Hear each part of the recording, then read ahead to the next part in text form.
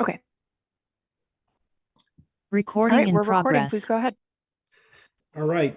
Thank you, everyone. This is Bob Hegner, the Finance Committee of the Town Council of Amherst. I am calling to order at 2:03 p.m. by my clock. This is a regular meeting that we've scheduled. The meeting is being held virtually. For those of you who are in the audience, if you have trouble either raising your hand or otherwise being recognized for public comment, then please let me know or let Athena know, and we can see if we can solve that problem. There will not be any in-person public access at this meeting. Will just be virtual, as we have been for some time now. So before I open up the meeting to public comment, I just want to go around the room and make sure that all the committee members can hear me and can be heard. So if you just can acknowledge that you're here, I'd appreciate it. Andy? I'm here. Bernie? Yes. Kathy? Yes. Councilor Haneke? Present. Tom? Okay, so everyone's here. We're still short a couple of members. I want to welcome Tom Porter to the committee. Tom is a longtime Amherst resident. I guess you grew up here, is that right, Tom? It's true. Yep. 1962. So Tom is he used to be a neighbor of mine, but he moved out and he moved back to town. So he couldn't get away from Amherst, but I'm glad he's here. Sorry, get spam calls all the time. Tom, welcome. And for those of you who don't know Tom does come from a very strong, has a strong financial background and knows Amherst very well. So I think he'll be a great addition to our team. So with that, I'd like to open up the first agenda item is public comment. If you could please raise your hand, those of you who are online, if you wish to make a comment, raise your hand. And then we can pull you in to the meeting. I see 2 people, 3 people.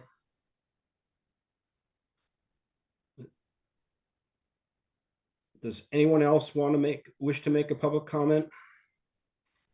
Okay, so that's 3. Anita, why don't you bring in the first person and we'll get started. We'll keep your comments to 3 minutes, please. Otherwise, you can comment on anything that's before this committee as as an object or an issue that this committee deals with. It doesn't have to be only on the items that are on the agenda. So Janet Keller, can you please introduce yourself and tell us where you live? Sure. My name is Janet. Go ahead. You're muted.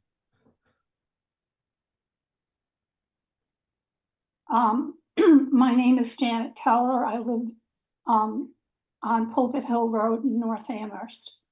Thank you for this opportunity to comment.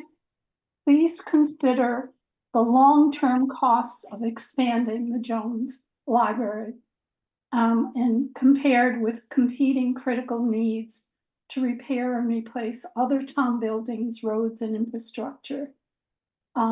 And versus the relatively modest cost of restoring the 1928 and 1993 Jones structure.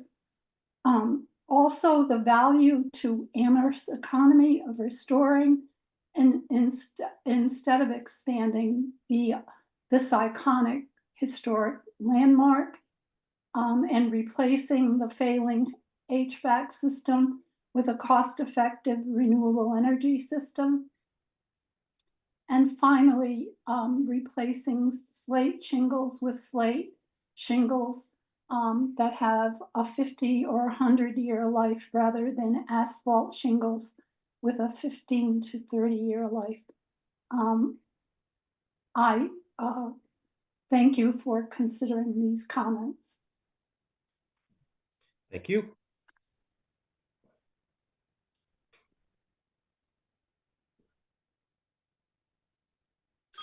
Unknown caller. Maria, please introduce yourself and tell us where you live. Thank you. This is Maria Kopicki. I live in South Amherst.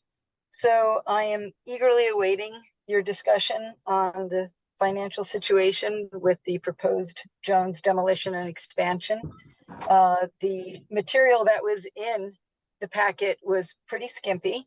So I hope that you will be specifically discussing the loss of $1.8 million in historic tax credits, the fact that the $2.1 million in other federal, the HUD and NEH, are very much at risk and are like as not to not materialize. I didn't see anything in there about the proposed value engineering, which was trying to bridge a nearly $7 million gap with $2.9 million in cuts that have been reduced to maybe $1.5 million in value engineering. So I'm interested to see what the Finance Committee, who has a prime responsibility to the town to give advice to the town, how you're going to try to square this circle. And I think it's time for this committee and the town council to have some realistic talk about where we are. In addition, there's $500,000 going to be spent on continued this engineering, value engineering, and there's probably going to be $1 million in cost escalation. You've wiped out anything that could possibly be gained by extending this and trying to rebid this. So I'm eager to see what you have to say from a fiscal perspective. Thank you. Thank you. One more person. Arlie, please introduce yourself and tell us where you live. Hi, I'm Arlie Gould. I live in South Amherst. I'm also concerned about this kind of money that the project just seems to be letting go of, the Mass Historic credits, now the NEH and HUD money at very high risk, just letting go of millions of dollars that could help to pay for this project. Really because it seems like a unwillingness to deal with the historic preservation aspects of the project. That's all what this money is tied up around. And they don't want to do that. So this money is just gonna, almost $4 million just floating away because, I'm not sure why, but just seem unwilling to do what's necessary to obtain these funds. And yeah, and also, interesting that, $500,000 plus from their endowment to pay for these value engineering redesigns. Just, again, fiscally, what's going on here? It doesn't seem very well managed or planned. It all seems kind of rushed and ad hoc, and there's some question about how the town is paying for the value engineering redesigns. The library is supposed to reimburse. I had some conversation, how fast is that actually happening? It does seem to be happening. So that's a good sign that the town isn't in fact paying for these redesigns. The library is actually maybe doing their share, hopefully. Okay, thank you very much. Thank you. Thank you for your comment. I don't see anyone else who wants to give public comment. If there is anyone, please raise your hand now. Otherwise, we'll just move on to the agenda. Okay, I think that's it. So I'll close public comment and we'll move on to the next item, which is the Jones Library Building Project financial update. I just want to make it clear to everyone in the audience that this is just an update. We're not going to be making decisions today. We just want to ask some questions and make sure we understand what the finances are. So I don't expect there to be any kind of decision making, and I don't want to set an expectation that that's what we're going to accomplish. So, Melissa, are you prepared to talk about this, the kind of current finances that we have? Sure. So what I put together, I got a lot of the information from the library itself on, where the funding is coming from and the total approved cost to date. And then I gathered from that monies that we have spent to date on this project, and then included the reimbursements that we have received from the library also, just so that people are aware. Those reimbursements are coming fairly quickly for the value engineering being paid directly from the library itself, in essence. I do want to clarify that I reviewed this document with the library on Friday evening, and late this morning got some updates that I just want to share with you.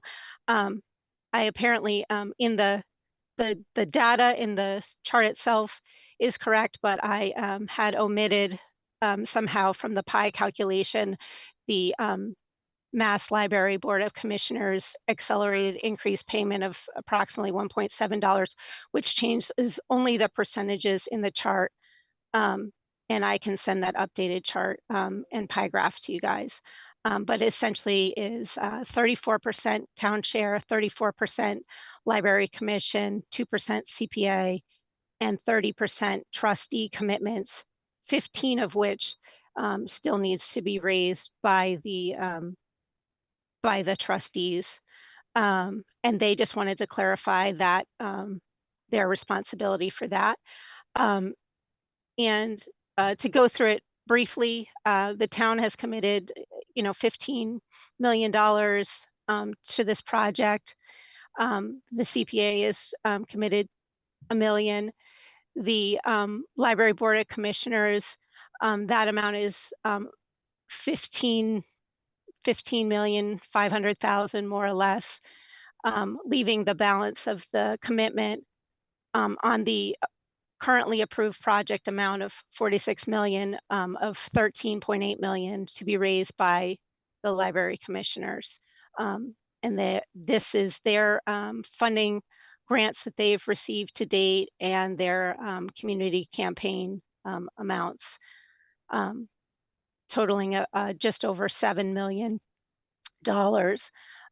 with approximately $6.8 million left to be raised. Okay. Does anyone have any questions? Anyone on the committee?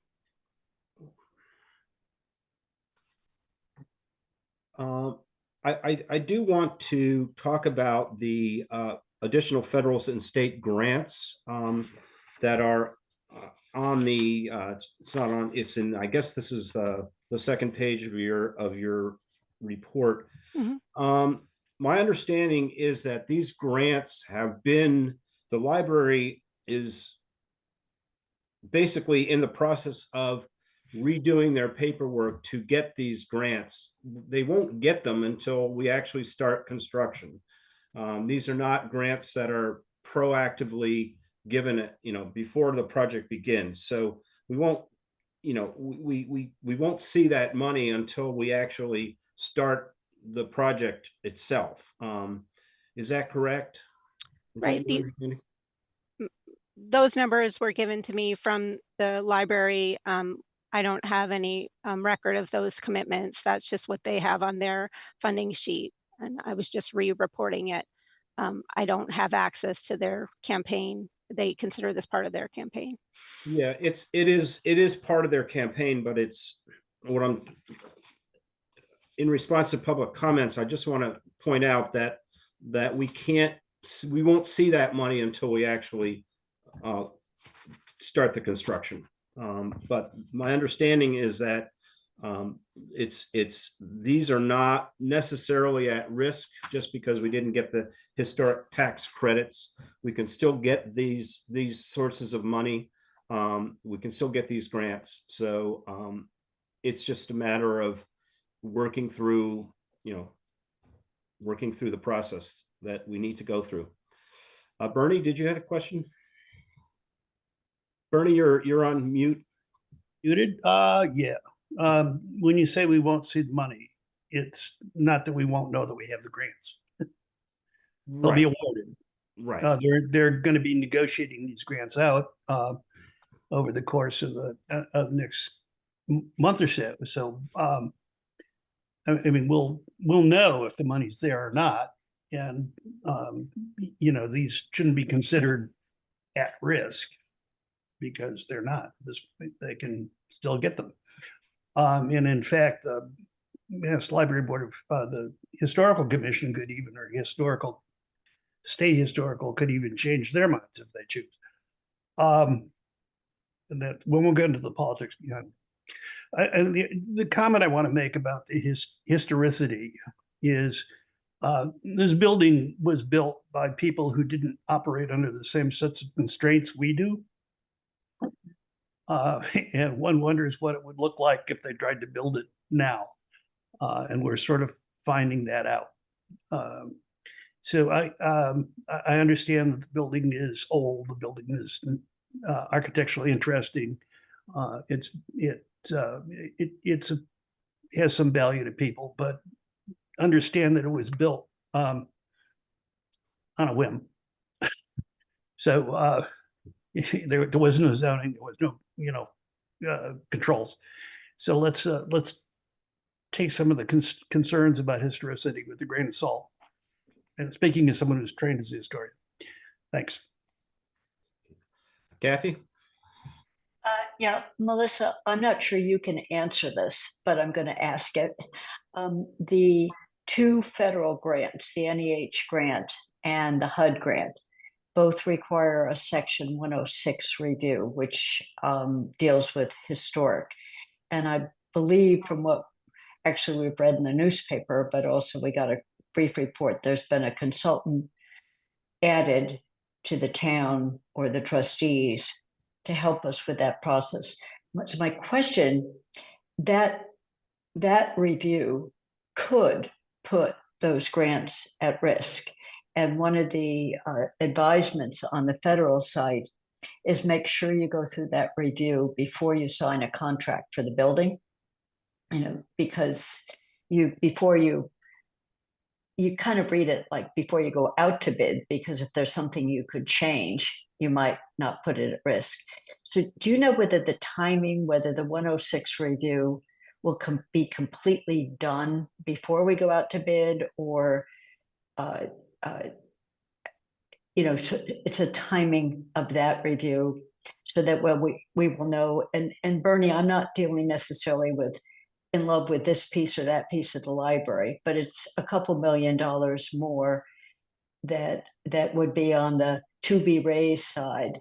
And it starts to be more than the trustees' endowment at that point, and that's one of their collaterals. So that's the question. I'm just wondering when we will know whether we have in fact secured those, whether we get them on day one or not. I understand there might be payout over a year. So it's the timing on that review and whether we know it's a green light, an orange light, or any variation on that.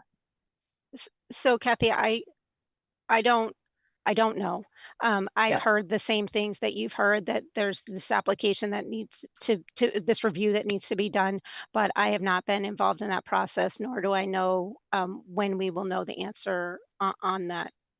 So I can ask the library trustees and the fundraisers, if they can help me, and I can get back to you, but I just don't know.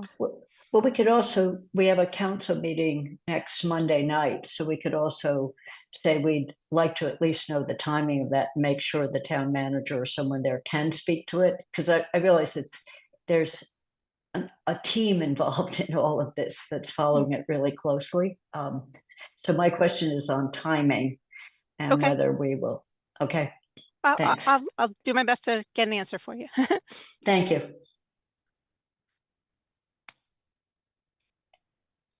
Are there any other questions from the committee?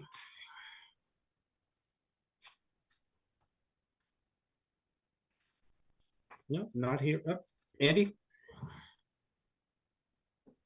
Guess I'll just ask one question as to whether there has been any further review of the repair option that we would have to go to if we can't complete the project as the trustees have recommended. The Kuhn Riddle was a fairly thorough analysis of the work that was known to be done at that time. We know that there's some additional work that has to happen because of changes in codes and requirements since then. But I think it's always worth knowing when we're considering this what the alternative cost is. So I was curious whether there's been any thought given to that side.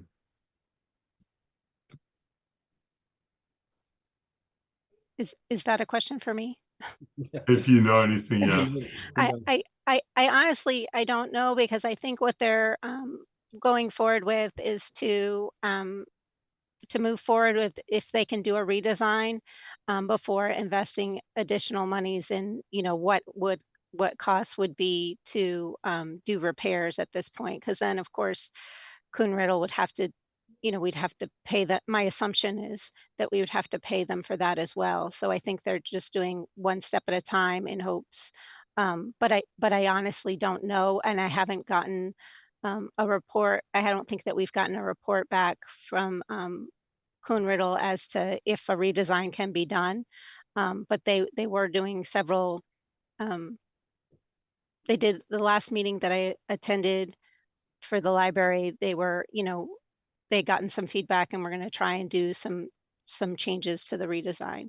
So that report hasn't been completed yet, so we don't know where that is yet. They're still in the they're still designing the project, if they can do a redesign. And I'm not 100% sure if they're including a renovation within that, or if that's after they do this redesign. I don't know. Bernie? Yeah, 2 points of clarification. I just felt federal market would be really helpful if we had somebody from the library, either the trustees or the head of the program here, to further this discussion. 2 things. One, it's dangerous to assume that any kind of renovation will be cheaper, because we're going to renovate. There'll be no state money. And there'll be a series, likely to, especially if the renovations are done in a series where you have repeated mobilizations and different contractors coming in and out. It'll be a prolonged process, and it will be expensive. The library is loaded with asbestos. In some cases, it would be just easier to take things out and take them away than to try and work and abate the asbestos. Those are things that you're going to have to look at, for one. And for two, just to remind people that the trustees are independently elected officers.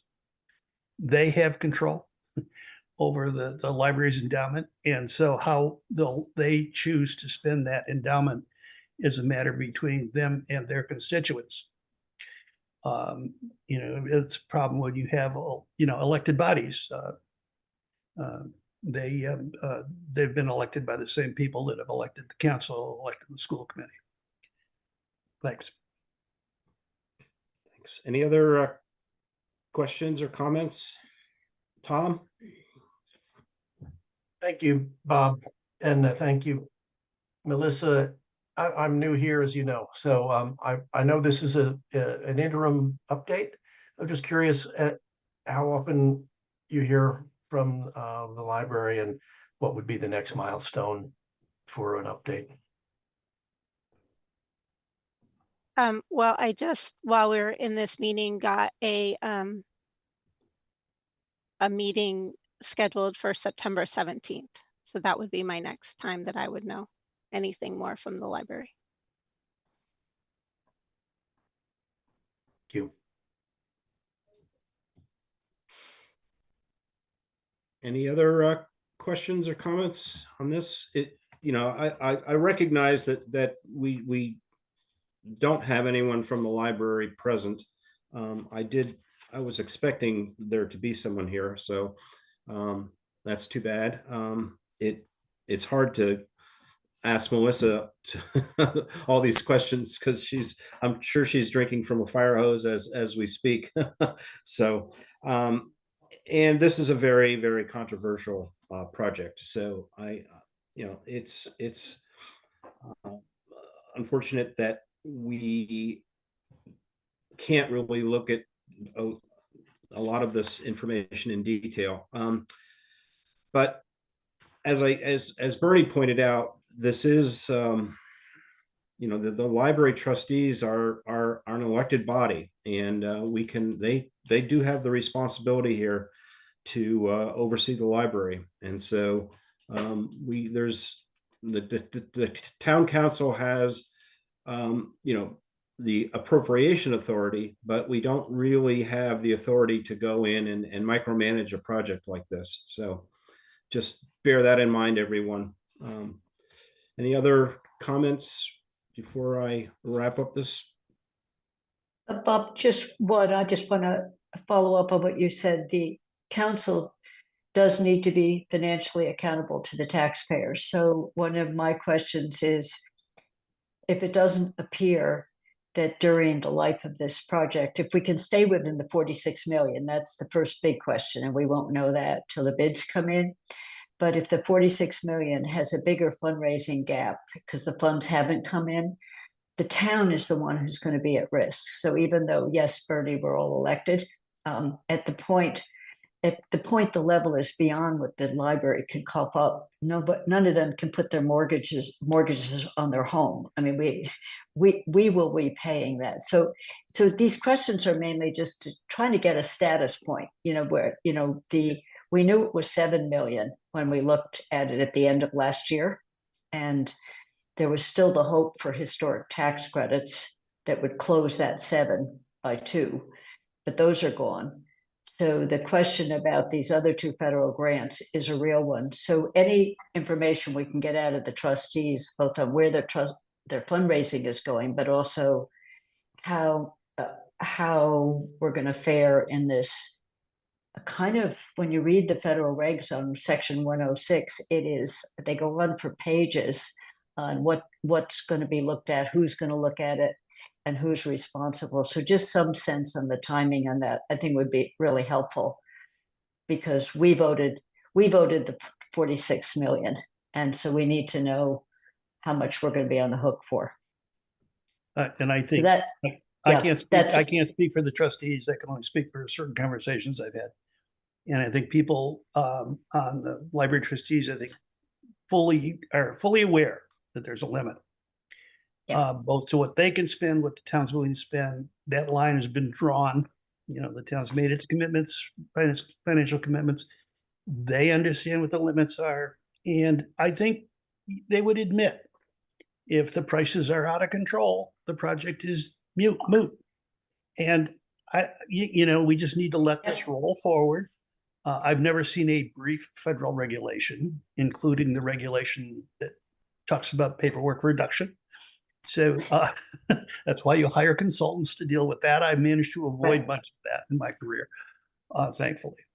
So yeah, I mean, people understand there's limits, and let's not, go there's. I guess, Kathy, I'm excluding you from this, but there's been a lot of awfulizing about this project by certain parties, and that continues. And I think we just need to set it aside and take a nice, calm look at this and understand what the process is and understand where the money is coming from. And as far as I know, no one on the trustees have just fallen off the turnip truck or out of the coconut tree or wherever you come from. They understand that there are limits. And we've pretty much outlined them on the page, the 47 million. So let's move forward with this, and let's back off on some of the awfulizing around this until we have real reason to do so. Okay, anyone else?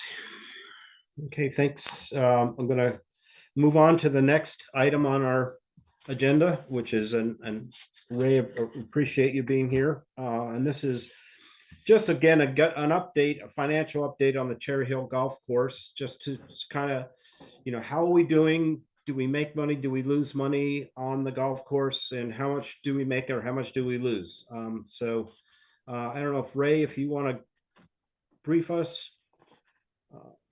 I mean, I've seen what you've sent. Yeah, and I just want to say they came in late this afternoon. Well, my time, it's the middle of the night, but anyway, I'm in Switzerland, but I did get a chance to look at them. So it would be good if we could also see them on the screen at some point, Bob. Yeah. Okay. Do you want to, Athena, can you put these on the screen? Yep, I'll grab that now. You want to see the spreadsheet? I think the spreadsheet is probably the most. There's one that shows expenses and revenues. So there's number 1 and number 2, and number 1 has the revenue, because the revenues are the part we haven't seen in the budget books. As Hallie knows, because I asked her about the fees. That's a piece that's, so in any case, that was. Yes, okay. I think I can be brief here. This is coming up on the screen now. We are, the Cherry Hill is making money right now. Revenue is coming in advance of those expenses. I believe that we are, trying, given our limitations, of trying to limit the amount of revenue that we lose. When I took over Cherry Hill 3 years ago, there were leaks that we were trying to fill in terms of clubhouse revenue. We were trying to maintain the momentum of the pandemic when numbers were very, very high for us for usage. And I think we've successfully, it certainly went back down after the pandemic and people went back to work, but we were able to not lose that much over the course of the last few years in terms of active play. We've been trying to be creative about using the space in off season. Weather hasn't been great for the wintertime for us to do snow activities up there, but we've been trying to use that space in a way that makes sense. But in all, I think the trend here is that our revenues have exceeded the expenses. The panic that I get into as a manager, as a director of the recreation department charged with the Cherry Hill budget, is that we're at times we feel like we're spending more than we're supposed to be spending, and that's what has us yearly trying to be creative about ways to make the money that we're making and make more of it, but at the same time come under the budget restrictions that I think are necessarily put on us. And so, in the last 4 years,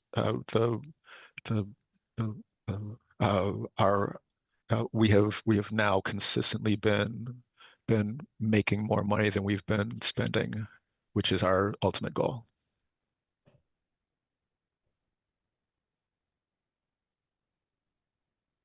Yeah, I noticed, Ray, that if you add in the capital expenditures, which come from the separate budget, but they're still part of the town expenses, and the fringe, which also is covered under a different part of the budget, then it doesn't look like you're making money. You're actually losing a little bit. In the last, actually, you made money in 2021, even with that uh, factoring that in.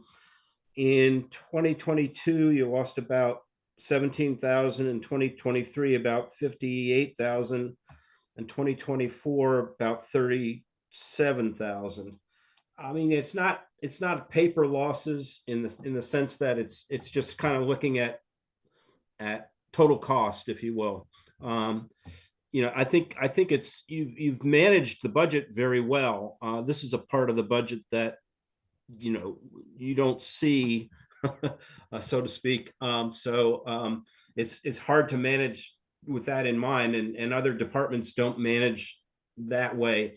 But I think in terms of total cost, we need to think whether it there's other things we can do to increase the revenues, beyond kind of operating a golf course. And I know you're thinking about that, but I think that we're not, in my mind, we're kind of barely breaking even, if you will, right now. And I don't mind if we lose, 10,000, 20,000 a year. That's the cost of doing business, so to speak. And it's really only one year that it's been sort of out of whack. So that's pretty good, even when you consider the fringe benefits and the capital improvements, capital expenditures. So I think it's managed pretty well. I think we just need to, everyone needs to think about other things we can do there so that we get those revenues higher if we can. So anyway, that's what my take is. Councilor Haneke?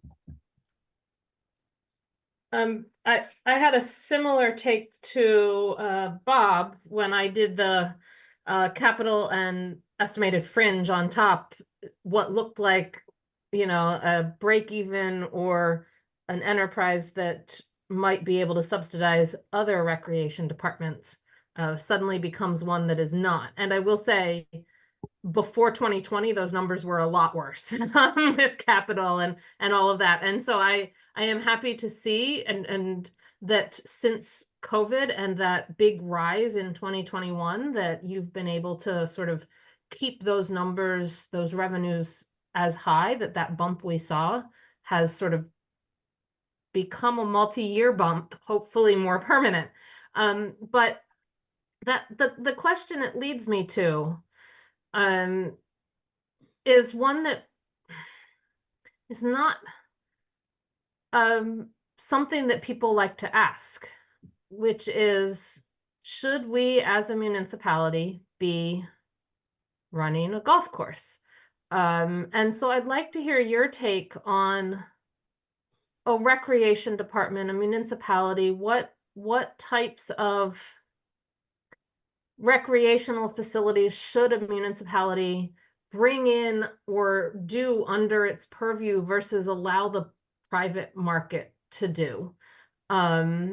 What other uses would this land have if we were to say, that $60,000 that represents a loss when you get rid of, when you think about fringe and capital on top of it, if we can't start kind of breaking even, that 60,000 can go somewhere else. That's even within recreation potentially, right? That maybe you'd have 60,000 more to do something else with recreation. And so can you speak to that? Hopefully I made myself clear. I think you did. Thank you. And first of all, thank you again for noticing that it takes a little bit of work on our part to keep those trends up. I've got a staff that's been very conscious about it, been very conscious about the numbers that come through there. So I do appreciate your acknowledging that piece of it. I think I can answer that in two different ways. One is that when I took it over, I spoke to the town manager about some of the challenges that I didn't know when I took the job were attached to the job. Um, and Cherry Hill's budget was one of those things that I was inspired by the opportunity to try and challenge. Um, the way I see it is that Cherry Hill is a gorgeous resource. It's a gorgeous asset that the town has, and for whatever reason, when the town made the purchase, when they brought Cherry Hill into the fold, my interest as the director now is to allow that asset to grow as much as I can and to make money off of it. Uh, uh, I don't make the decisions about what happens next with it. I think it has been a headache for my staff and I in terms of how to do this responsibly, how to do this in a way that answers that allows us to answer the needs of the taxpayers to provide quality recreation to the people who go out there and use it. My thing from the very beginning is it's under our umbrella. We're going to find a way to make the most out of it as we can. If somebody was to come and tell us that it's not operable, as much as I love I love running a golf course. It's a really cool part of the job that I've taken on. Um, if the town told me that it wasn't in our best interest financially in terms of business sake, then I could make a pivot away from it. But uh, as long as we have that asset, and as long as that's underneath recreation, we are going to continue. I think we have some, the next phase of trying to build more revenue out of there to offset some of the costs. I think we're in the process of trying to put another idea on the table. It might be very, very strong for us, but as long as we own that asset, I and my staff intend to make the most out of it as we possibly can for the people of Amherst, for the golfers of Cherry Hill, and all the people who use that space. Um, uh, and but then the second way that I would answer that question is that why are we in the business of doing golf other than the fact that we have it and it's better to do something with it than to do nothing? Why are we in the business of doing golf? I think that there's I came in at the late end of the conversation. I've only been in this conversation for a small number of years, as it's been going on long since before I got in. Um, I think golf is more than, I think there's the one thing that I would like to make sure that it's clear for the finance community and everybody else is that it's not, no, Cherry Hill is not a course that operates for the town elites. It's not a place that that big money comes in to sort of do big money stuff. I think part of when we think of golf, we think of golf as being sort of one of those specialty elite sort of activities. We saw during the pandemic just how important it can be for recreational activity. I think it's a really, really, it's a different way of doing recreation than a lot of our other programming. I think it's an engaging way to meet members of our community. If you go out there and run through the parking lot, you will see sort of a really interesting cross section of a bunch of people who don't do other things with the town. It is a relationship with the colleges. One of the ways that we've raised revenue here is by addressing college memberships and trying to build in membership packages that allow more and more college students to use the space. As many challenges as that may bring us also, we're using more college students in North Amherst where you know, the demographics of North Amherst have been changing as they expand and get more and more college kids in. We've been basically reaching out and connecting in with that college community in ways that I'm sure that Cherry Hill has done that before, but we're trying to meet the changing times with in a way that speaks to Amherst needs and Amherst interests. Um, it is, of course, it's health and recreation. It is a way to get out. If people are golfers, you know that it's not just going out there and passively doing something. It is a way for people to continue to stay active. It's a way for people to continue to stay healthy long beyond the time where we start retiring from other sports that we play. And I think that's a really, really positive thing about why it has such a strong value. And lastly, I think uh, you know, it's not the same thing. I know it's not the same thing, but we do heavily subsidize things like aquatics, which we're very, very fortunate for. I think it fits a mission. I think that golf also fits a mission. It's a different mission, but I think golf also fits an important mission that we have as a town have of reaching out to people who can use this space, who can use this for active recreation. We subsidize things like swimming in a way that I think makes us better, and nobody questions that. Nobody asks about that. I don't want to say nobody. We do have to answer that question, but uh, we know that because it speaks to a group of people, kids and families. It's a at least to some significant degree it's a life skill. It's a life preservation skill. These are reasons why the pool doesn't get the same sort of stress and pressure. But we know that we also do. We are in the business of providing golf and providing this leisurely activity, providing leagues, providing an access to the asset that the town has in a way that I think makes Amherst strong. Um, and so I'm not, I will defend it because it's mine. I will defend it because it's something that we operate, that I think we're doing a decent job of, and we can continue to do a decent job of that.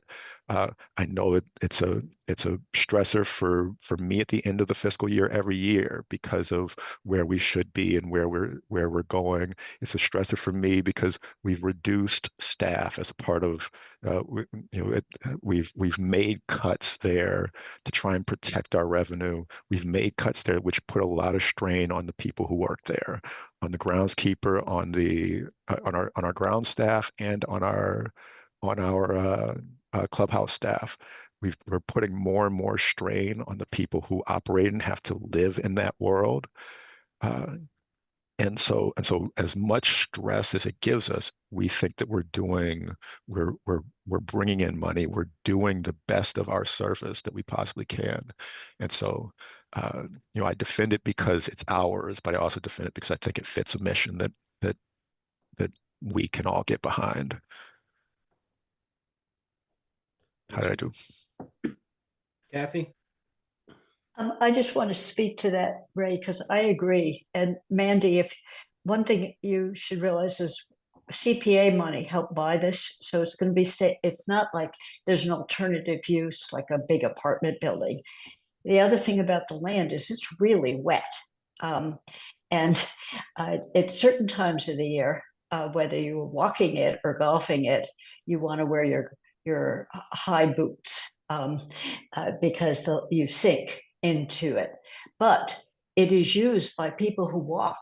It's not just used by golfers. All year round, there are people out there playing with kids, playing with their dogs. So when the golf course closes, they have to actually protect the tees.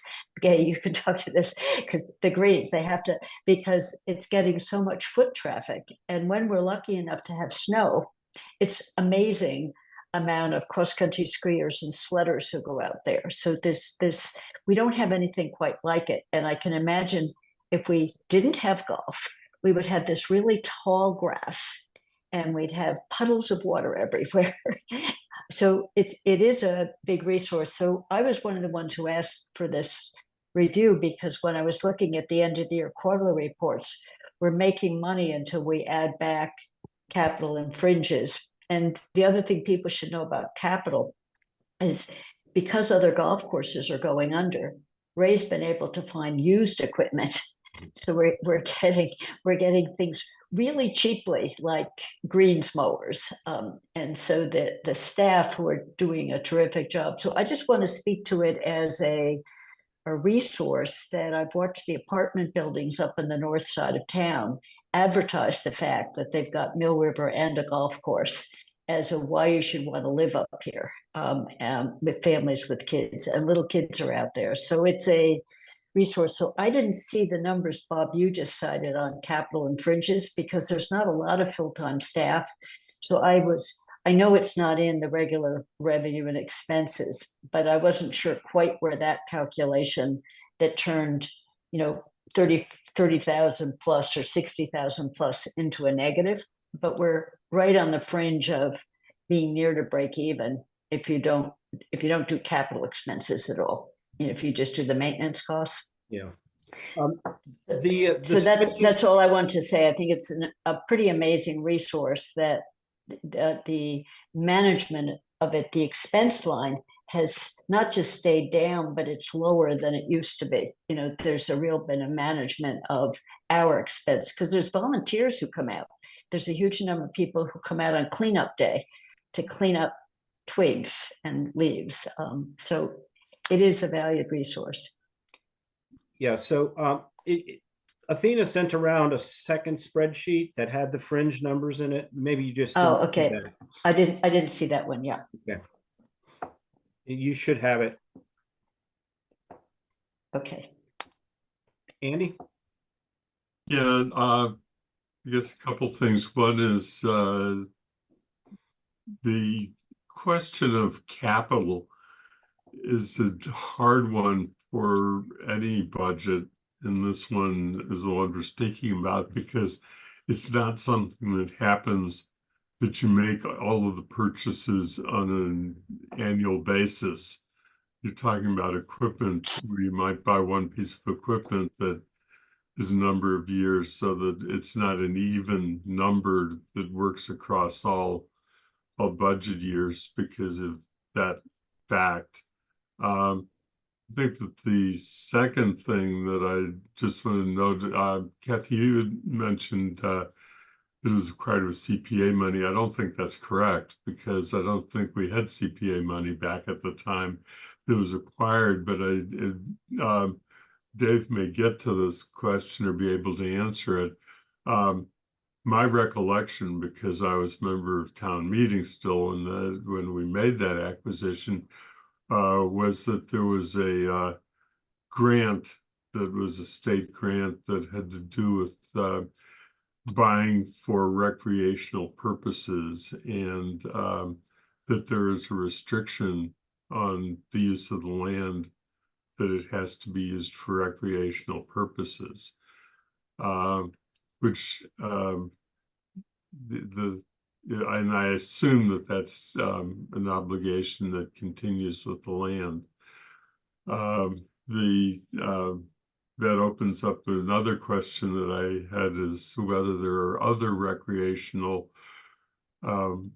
uses that we can make of that land. And I thought about it having to do with the forever challenge to find a location for pickleball, as to whether that's something that should be considered if the Stanley Street, the Kiwanis Park doesn't work out as a location, and we had set aside CPA money, whether because there is recreation land and parking facilities, and whether that's a possibility that anybody has given any consideration to.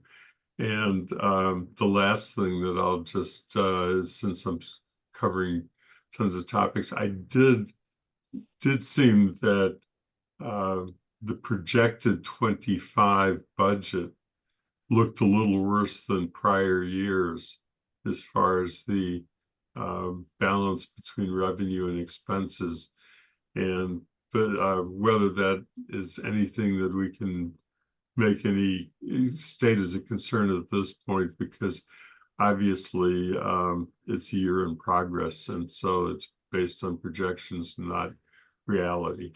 So those are what my comments are, and I'll turn it back. Okay, Dave?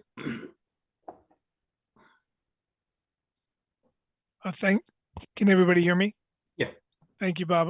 I don't know how deep a dive you want to go on this today. I know it was supposed to be a little bit shallower, but I think we're all happy to come back at a future date if we wanted to do a deeper dive. I think this has been a good conversation, lots of good points made. Just to answer Andy's question, I don't have it right off the top of my head, but I believe it was either a self-help grant or Land and Water Conservation Fund grant that paid for the bulk of the purchase of Cherry Hill some years ago. And Andy was correct. I mean, there's no requirement to run a municipal golf course there or a golf course of any kind long term. It's just the land is permanently protected. I won't go into great detail, but suffice it to say that, finance and Ray and I and Paul have had many conversations about Cherry Hill through the years. And I think, to Mandy's question, should we be in the golf business? I think that's kind of a fundamental question that we need to continue to look at, year in, year out. Paul has charged Ray and myself and others with looking a little deeper at that question and looking at pulling together a group. I believe Ray has mentioned this at his recreation commission meetings, but pulling together a group to really look at everything, top to bottom at Cherry Hill, the finances, opportunities for alternative revenue stream, long-term capital needs. What is our commitment long-term to running a golf course there? I know that in many conversations, and even here today, Ray has talked about the reduced budget at Cherry Hill and the demands on staff and the pressure on staff. And I think that's a real fundamental question for me. Is Cherry Hill sustainable, both financially and from a staff standpoint, over the next 5 or more years? What are the capital needs? What are the capital needs looking 5 years, 10 years down the road?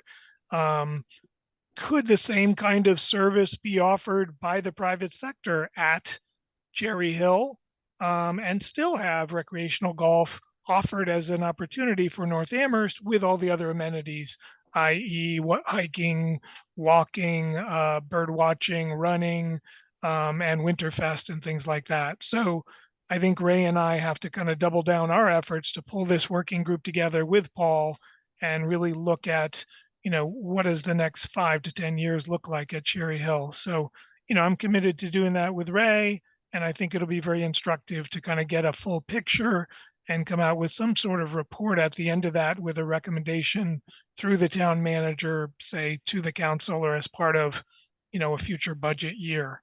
So that's kind of, and of course we would be working with the finance team with Melissa and Holly on that as well. But that's kind of what my interest is in looking at that long term.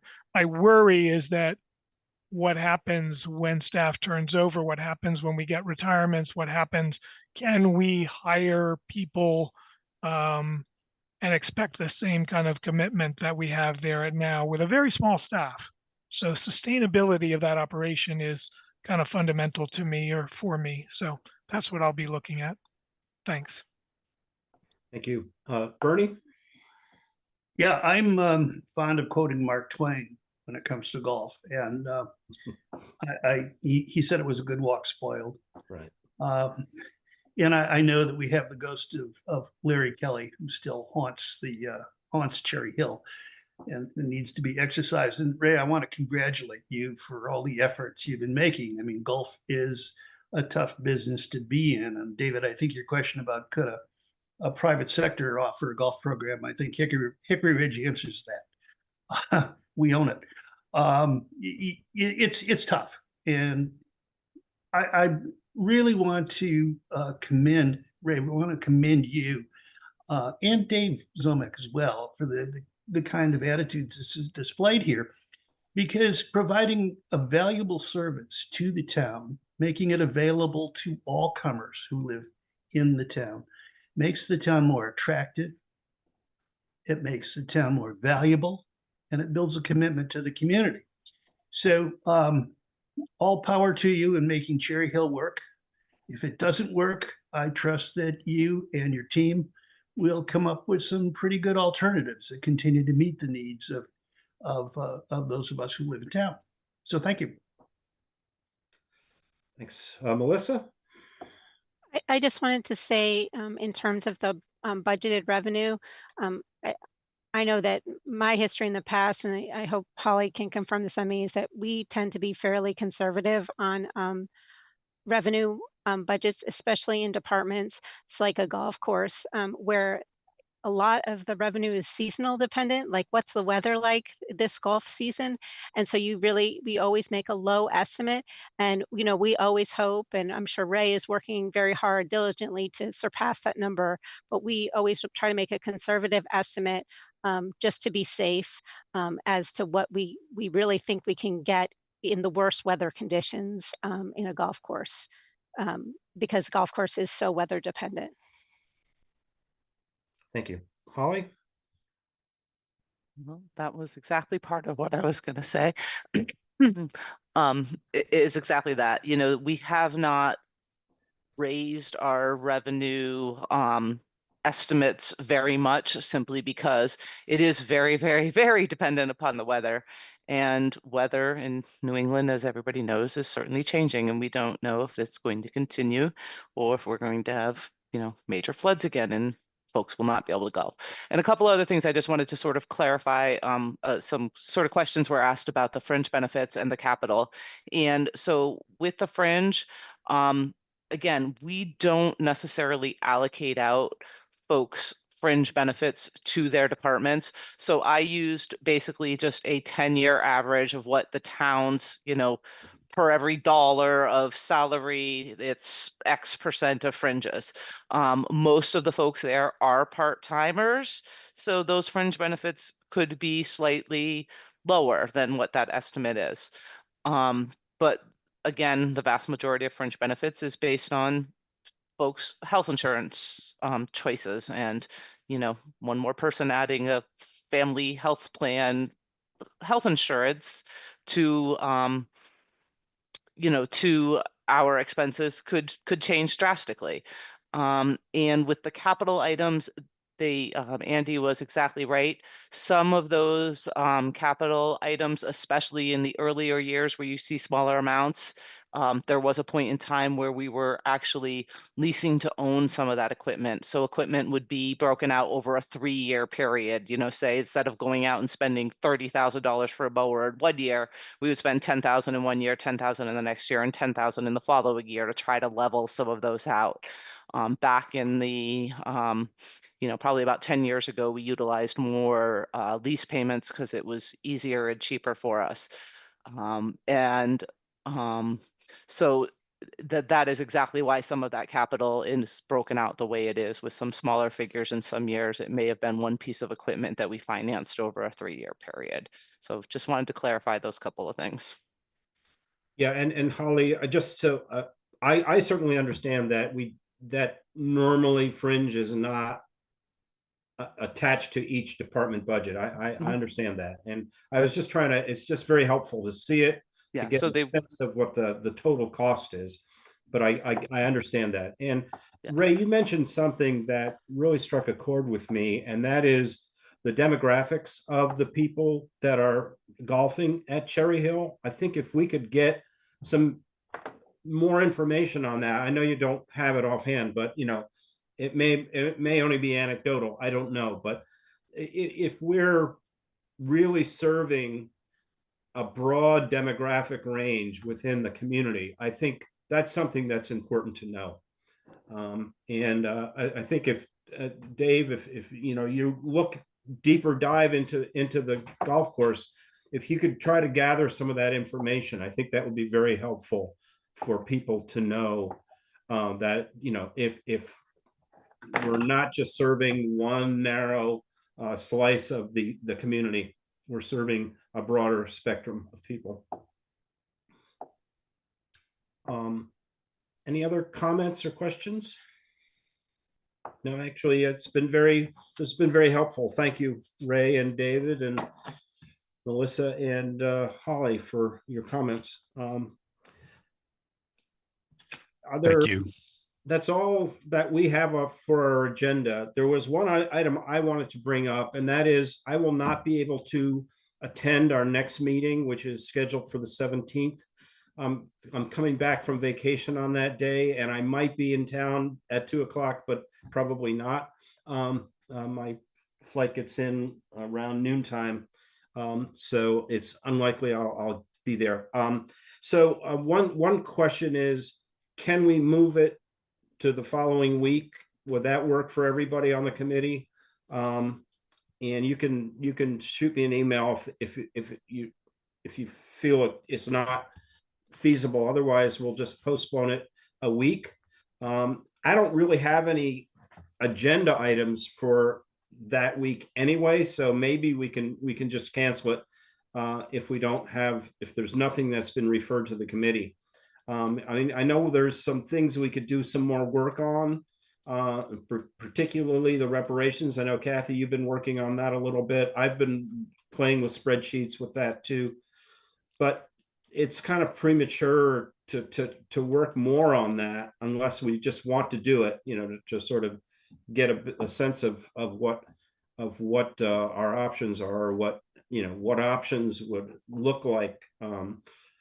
Anyway, I don't think we need to discuss this, but if there's any objections, unless there's some serious objections, I'd like to at least postpone the meeting a week, and maybe I'll wind up canceling. Okay. I will also write up what we discussed today and send it around before I disappear. I start my vacation on Saturday, so I will send it around to people beforehand. You can review it, and maybe I can get it to Lynn in time to have it presented at next council meeting. Any other questions or comments? Let's see. Okay. Sorry, I hit the wrong thing. Okay, I will entertain a motion to adjourn. So So moved. moved. Second. Okay, I vote aye. Andy? Aye. Kathy? Yes. Councilor Haneke? Aye. Tom?